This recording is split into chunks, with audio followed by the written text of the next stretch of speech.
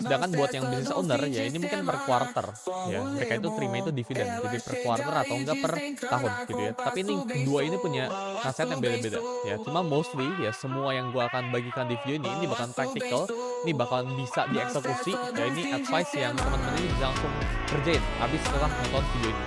Gua lihat ya di sekeliling lingkungan gua ya, atau bahkan dari teman-teman gua dengar gitu ya, dari komen dan DM-DM IG gua ya, baik banget orang-orang sekarang ya, itu yang hidup dari gaji ke gaji. Jadi mereka tuh kalau 1 bulan kena PHK aja, atau tiba-tiba mereka bulan depan gak dapat kerjaan lagi, mereka itu udah tamat gitu ya, tanda kutip.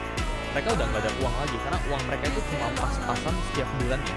Ya, jadi misal mereka itu dapat gaji 10 juta, gitu. Atau 10 juta ini langsung dihabisin di bulan itu juga, entah kenapa mereka spendingnya kayak gimana pun itu, mereka pengeluarannya kayak gimana pun itu, terusnya habis lagi baru dapat gajian. Terus 10 juta lagi gajian, terus 10 juta lagi gajian. Jadi mereka tuh nggak bisa yang namanya itu menghemat uang ya, sisihkan uang ya dari gaji kalian, itu bukan opsi, itu kewajiban.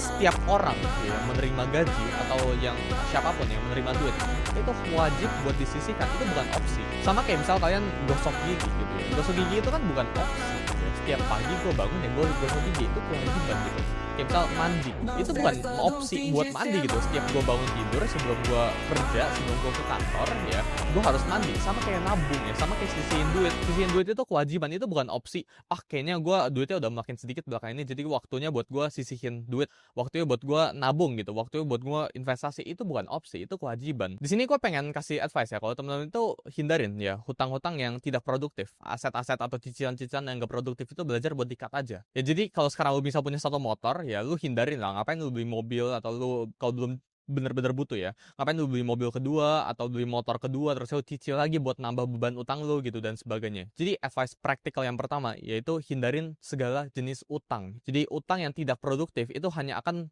tarik kalian ke bawah ya. Karena gini guys, orang tuh merasa oh itu cuma bunga 1%, kok gue cuma rugi 1% gitu. Ya, kenyataannya ya lu nggak rugi 1%, lu itu ruginya itu opportunity cost buat lu bisa narik duitnya itu berapa. Jadi lu nggak rugi bunganya doang, lu rugi opportunity costnya. Jadi hutang dengan bunga itu kalian nggak cuma rugi bunganya, tapi kan rugi opportunity cost seandainya duit ini kalian putar di bulan itu ya, dan duit ini menghasilkan lebih banyak uang, karena uang itu menghasilkan lebih banyak uang. Makanya advice kedua ya, kalian harus belajar buat stick to your goals ya. Jadi kalian punya mimpi apapun itu dan belajar buat stick. Jadi yang pertama gue udah bahas yaitu jangan atau hindari segala jenis utang dan cicilan kalau nggak penting ya. Sesuatu yang tidak produktif belajar buat di cut aja ya.